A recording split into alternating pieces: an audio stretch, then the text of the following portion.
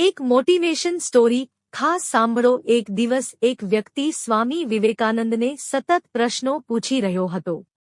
તેણે કહ્યું કે હું આખો દિવસ ઘણા કામ કરું છું, ઘણી કોશિશ કરું છું, પરંતુ એક પણ કામ પૂરું થતું નથી।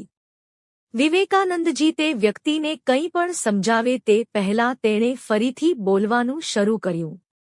સ્વામીજીએ તે વ્યક્તિને પૂછ્યું, શું તમે મારા માટે એક કામ કરી શકો છો? વ્યક્તિએ કહ્યું, બોલો, શું કામ છે? સ્વામીજીએ કહ્યું કે આશ્રમમાં એક કૂતરો છે, કૃપા કરીને તેને ફરવા લઈ જાઓ। સ્વામીજીની સલાહને અનુસરીને તે માણસ કૂતરાને ફરવા લઈ ગયો। 1 કલાક પછી તે માણસ કૂતરાને લઈને પાછો ફર્યો। માણસ ઓછો થાક્યો હતો, પણ કૂતરો ખૂબ થાકી ગયો હતો। વિવેકાનંદજીએ તે વ્યક્તિને પૂછ્યું કે તમે બંને સાથે ગયા હતા અને સાથે પાછા ફર્યા છો, પરંતુ આ કૂતરો ખૂબ થાકી ગયો છે અને તમે ઓછા થાકેલા છો। આવું કેમ થયું?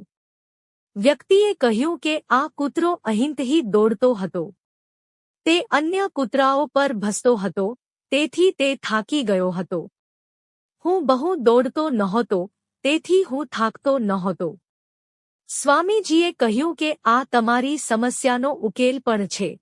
તમે આખા દિવસ દરમિયાન એકસાથે ઘણી બધી વસ્તુઓ કરો છો અને દોડો છો।